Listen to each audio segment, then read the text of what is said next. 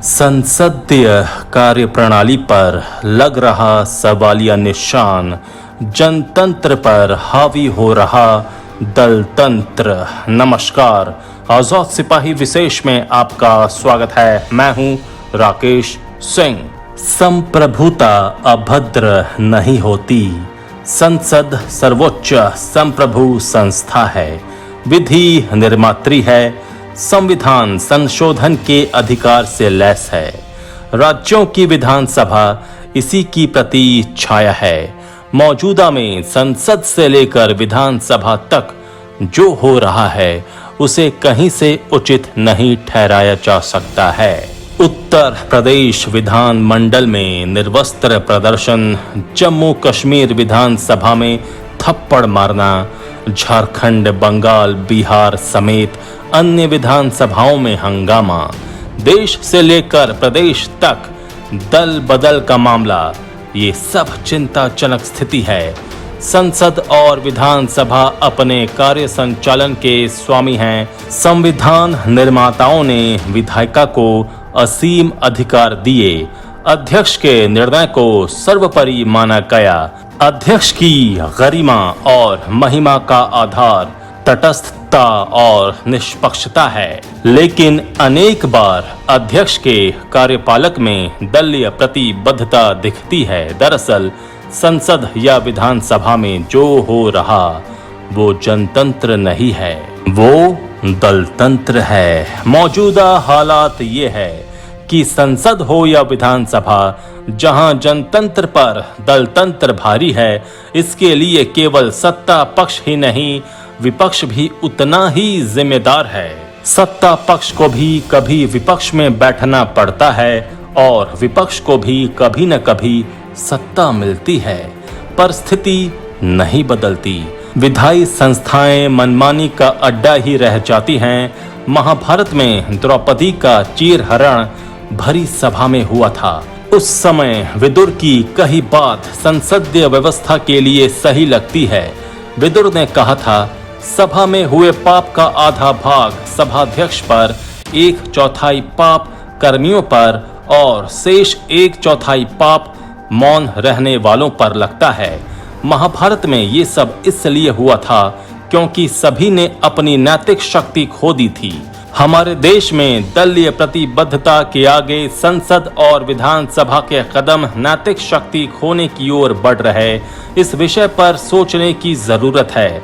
संसद और विधानसभा में सदस्यों के व्यवहार, वहां की कार्यप्रणाली और दल बदल मामले को खंगालती आजाद सिपाही के राजनीतिक संपादक प्रशांत झा की विशेष रिपोर्ट। जब से राष्ट्र का निर्माण हुआ, संभवतः तब से ये देखने, सुनने और राजनेताओं को समझाने का प्रयास चल रहा है कि संसद और विधानसभा लोकतंत्र का मंदिर है।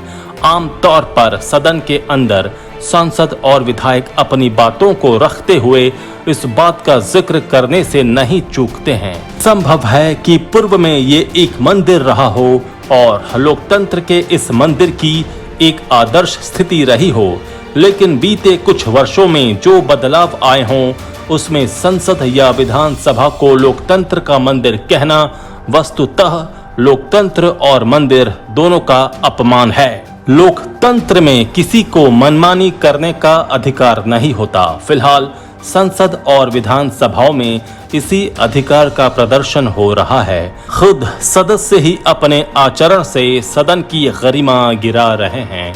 उन्हें जब इच्छा होती है पाला बदल लेते हैं। सदन के अंदर सदस्यों के व्यवहार पर भी सवाल खड़े होते रहे हैं।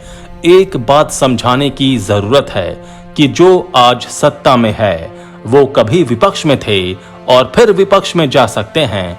जो अभी विपक्ष में हैं वो कभी सत्ता में थे और फिर एक बार उन्हें सत्ता मिल सकती है। इसलिए संसद या विधानसभा सर्वोपरि है। कम से कम यहाँ दलगत राजनीति से हटकर काम होना चाहिए।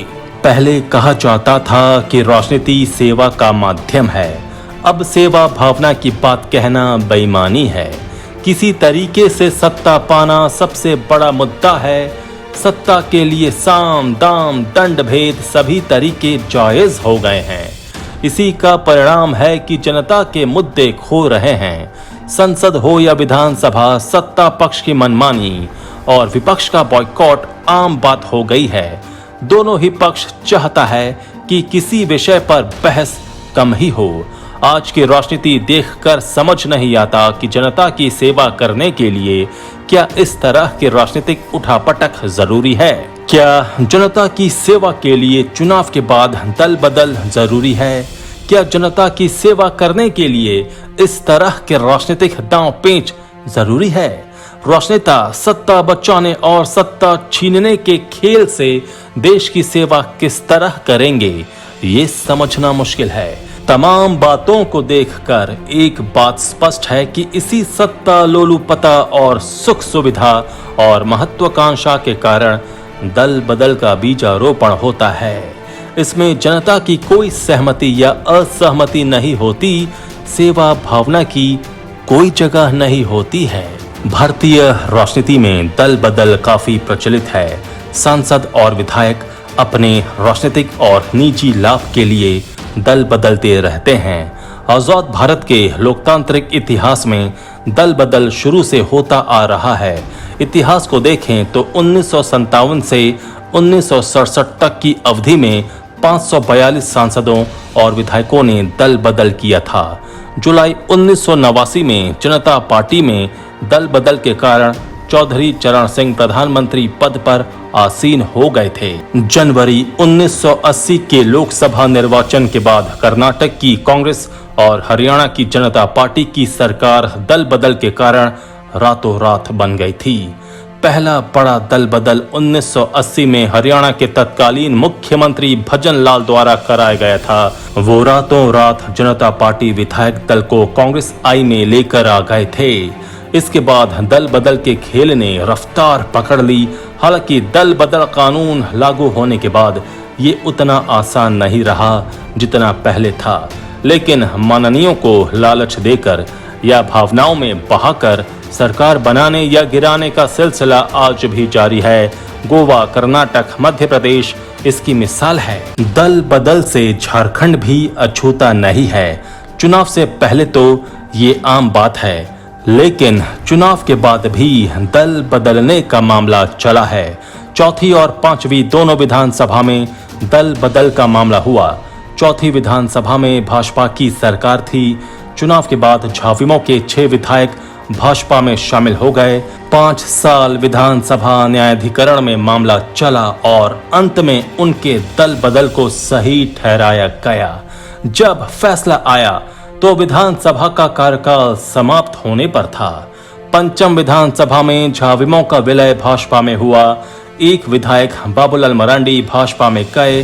2 विधायक प्रदीप यादव और बंधु तिर्की ने कांग्रेस का दामन थामा। इन तीनों विधायकों को अभी तक दूसरे दल में शामिल होने को विधानसभा में नहीं माना है। विधानसभा न्यायाधिकरण में तीनों विधायकों का मामला चल रहा है।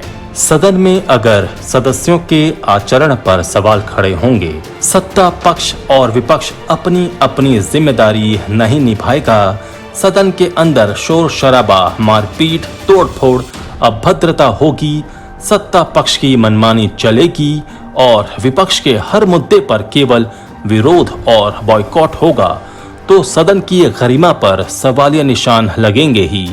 कहने को संसद या विधानसभा में अध्यक्ष को सर्वोच्च माना गया है, उन्हें असीम शक्ति दी गई है। संसद या विधानसभा की व्यवस्था को बनाए रखने की जिम्मेदारी इन पर होती है। दल बदल को देखना और सही निर्णय लेने का अधिकार इनके पास है, पर भारत में ब्रिटिश संसदीय परंपरा वाले अध्यक्ष का विकास नहीं हुआ है। ब्रिटिश लोकसभा का अध्यक्ष चुने जाते ही दल छोड़ देता है। यहाँ विट्ठल भाई जे पटेल 1925 में केंद्रीय विधानसभा के अध्यक्ष चुने गए। उन्होंने अपनी स्वराज पार्टी छोड़ दी। संसद हो या विधानसभा, जिन्हें अध्यक्ष बनाया जाता वो पार्टी नहीं छोड़ते। वो कहीं न कहीं दल से बंधे होते हैं। दल के प्रति उनकी निष्ठा कमोबेश बनी रहती है। यही कारण है कि संसद की कार्यवाही हो या दल बदल का मामला, हर फैसले में परोक्ष रूप से सत्ता पक्ष का हाथ ऊपर रहता है। यही कारण है कि दल बदल के लिए बने कानून 10वीं अनुसूची को अपने अपने तरीके से व्याख्या कर मामले को लटकाया जाता है, जैसा झारखंड विधानसभा में पूर्ववर्ती सरकार ने लटकाया। अब मौजूदा सरकार में मामला लटका हुआ है। संसद की चर्चा करें तो वहां भी हाल में लोजपा को टूटने पर दूसरे पक्ष की राय लिए बिना एक पक्ष को संसदीय दल के नेता की मान्यता दे दी गई। लोकसभा ने लोजपा के अध्यक्ष चिराग पासवान की बात तक नहीं सुनी। आजाद सिपाही के विशेष में अभी इतना ही। आप हमारे इस YouTube चैनल को जरूर सब्सक्राइब करें। धन्यवाद।